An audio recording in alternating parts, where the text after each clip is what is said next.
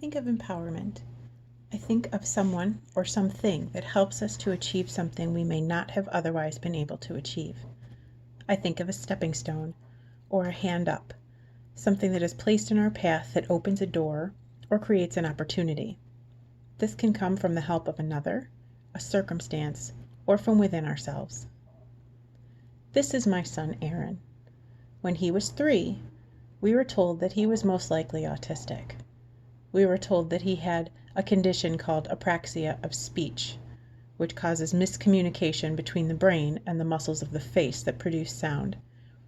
We were told that he had sensory processing disorder, which for him means that lights are too bright, sounds are too loud, and clothing drives him crazy because it feels rough on his skin.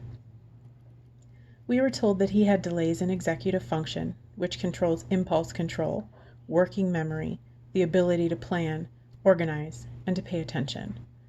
In addition to that, time and time again, we were told that his tantrums made him unwelcome in public places, and we were told to leave.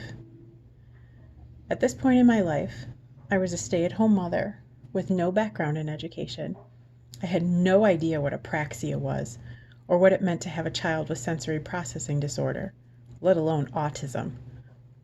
I knew that I had a sweet, loving little boy who at 4 could draw things that most people recognized and was far more talented than me. I knew that in that same year, his testing revealed that he had the speech capability of a typically developing 9 to 12-month-old. It was pretty disheartening to be told that your son was a nuisance in public, that he would have issues with speech, self-control, and social interactions for the rest of his life. We were devastated.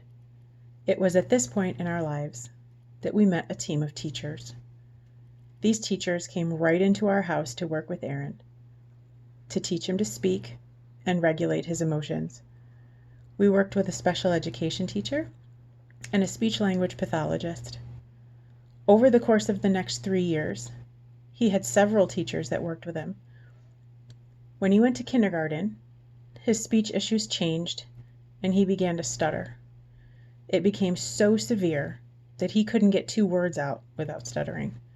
It was heartbreaking to see him struggle so much just to speak. But we kept plugging along, and little by little things improved. By 2nd grade, no one knew that only 2 years before he was unable to get a word out, and by 3rd grade, his stutter was a distant memory. I can't remember what he sounded like all those years ago, but I never forgot the impact of those caring women who came to our house 3 times a week for 4 years. Their dedication and expertise empowered me, as well as Aaron. I carried their impact with me and used it as a motivator to reach my own dream of becoming someone that could impact a family in such a profound capacity.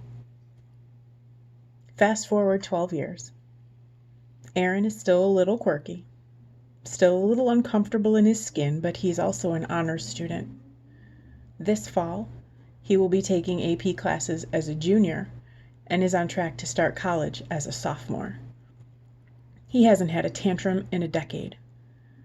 He's an incredible artist and musician, and his speech is as fluent as mine. He still wears hats all the time to block the sun and keeps his AirPods in his ears to quiet the ambient sound. But he has learned to navigate his life with little tricks and tools to help him along. His quirks have made him who he is, but thanks to the work of some very caring teachers, you would never know that there was a time when he couldn't speak at all. The dedication of those teachers empowered my son to reach his potential and inspired me to do the same for other people's children. My goal is to be that empowering for other people in our community.